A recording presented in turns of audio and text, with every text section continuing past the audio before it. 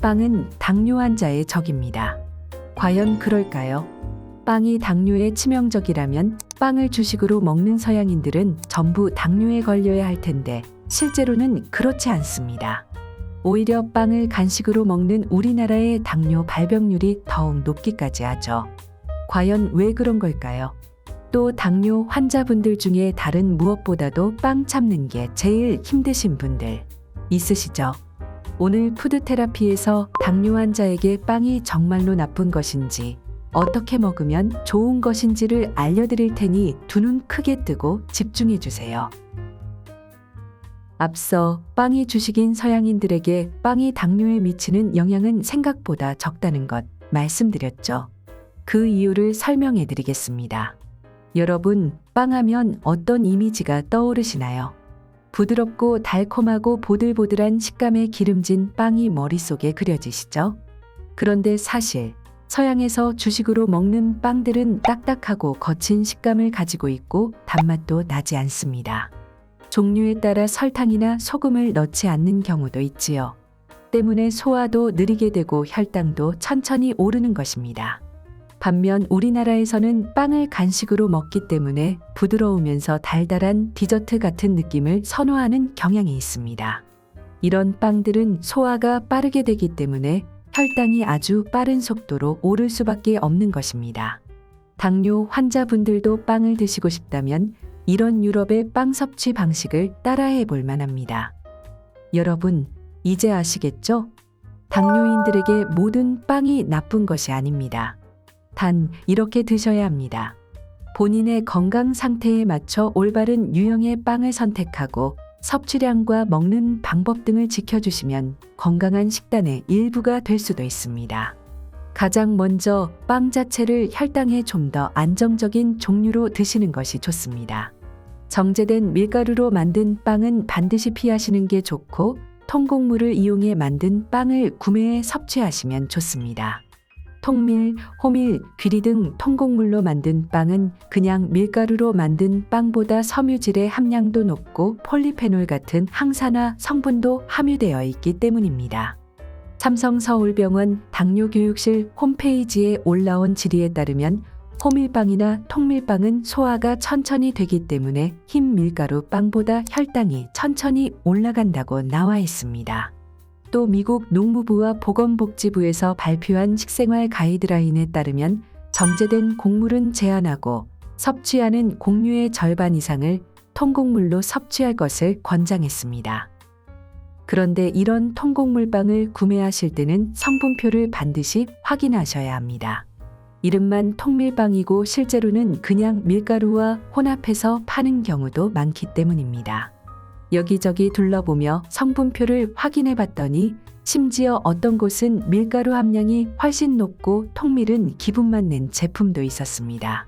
따라서 제품마다 통곡물의 함량 차이가 많이 나기 때문에 매장에서 구매하시든 인터넷에서 구매하시든 꼭 성분표를 체크하고 구매하시는 것을 추천합니다. 또 빵을 언제 어떻게 먹느냐도 중요합니다. 통밀빵이 당뇨에도 괜찮다고 해서 통밀빵을 먹었는데 혈당이 엄청 올라갔어요 하고 말씀하시는 분들이 종종 있는데요. 혹시 빵을 간식처럼 오로지 빵만 드셔서 나온 결과는 아닌지 확인해 주세요. 아무런 곁들이는 음식 없이 탄수화물만 섭취하면 혈당이 오르지 않을 리가 없겠죠? 여러분, 우리가 평소에 식사할 때를 떠올려 보세요. 밥과 함께 국도 먹고 나물도 먹고 고기도 먹고 합니다. 그런데 서양에서는 빵이 밥 같은 존재인 겁니다. 그래서 빵을 먹을 때 계란도 먹고 샐러드도 먹고 요거트도 먹고 하면서 영양 잡힌 식사를 합니다. 이렇게 당분뿐만 아니라 다양한 음식을 함께 섭취하기 때문에 혈당이 급격하게 오르지 않도록 제어할 수 있는 것입니다. 따라서 빵을 드실 때는 간식이 아닌 밥이라는 인식을 꼭 가지고 식사 대용으로 드시고요. 채소나 계란 등과 함께 영양소의 균형을 맞춰주시면 혈당을 천천히 올려주는 데 도움이 됩니다. 당분이 많은 잼이나 크림치즈, 버터 같은 것들은 피해 주시고 특히 감자나 수프 같은 탄수화물은 더 추가하지 않도록 주의해 주세요. 아예 샌드위치로 만들어 먹는 방법도 괜찮습니다.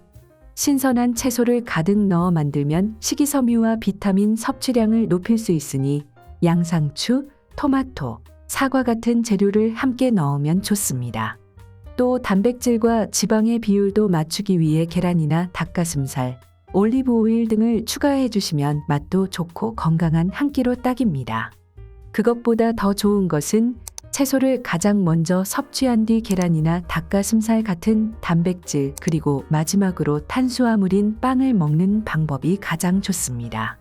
이와 관련된 2016년 진행된 한 흥미로운 연구 결과가 있습니다. 제2형 당뇨 환자를 두 그룹으로 나누어 8주 동안 같은 칼로리의 음식을 순서만 바꿔 섭취하게 했더니 놀라운 결과가 나타났습니다. 자유롭게 섭취한 그룹에 비해 식이섬유, 단백질, 탄수화물 순서로 섭취한 그룹의 당화혈색소 수치가 상당히 감소한 것입니다. 앞서 섭취한 음식들이 먼저 소화가 되면서 뒤늦게 들어온 탄수화물의 소화, 흡수는 느려지기 때문입니다. 실제로 당뇨 환자들이 활동하는 커뮤니티에서는 해당 방식으로 섭취했더니 정말로 혈당이 천천히 올라간다는 간증글이 넘쳐나고 있습니다. 채소, 단백질, 탄수화물, 체단탄 꼭 기억하세요. 먹고 싶은 음식을 참기 힘들 때 이 방법으로 적정량을 조절해서 섭취한다면 도움이 되실 겁니다. 또 통곡물빵을 먹을 때는 발사믹 식초와 올리브유에 찍어 드시는 것도 좋습니다.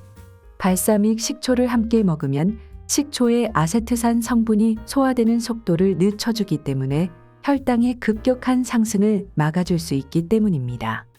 오늘 이렇게 당뇨 환자분들은 일반 빵보다는 통곡물빵을 드시고 식사처럼 채소나 단백질과 함께 드시고 순서에 맞춰 드시고 발사믹 식초와 함께 드시면 좋다는 4가지 정보를 알려드렸는데요.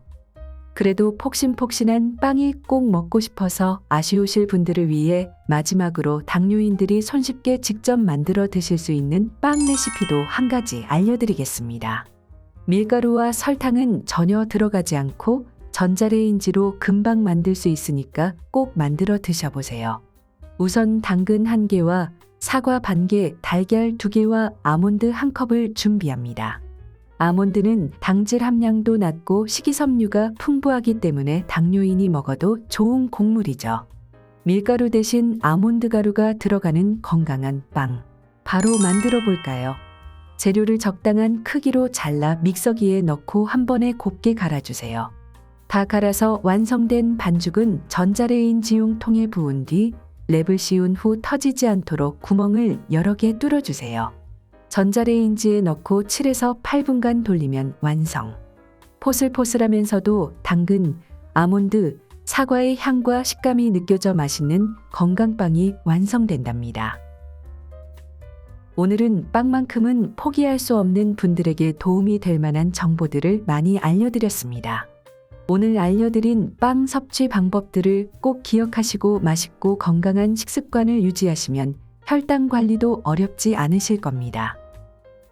음식으로 못 고치는 병은 없습니다. 푸드 테라피가 여러분의 건강을 지켜드리겠습니다.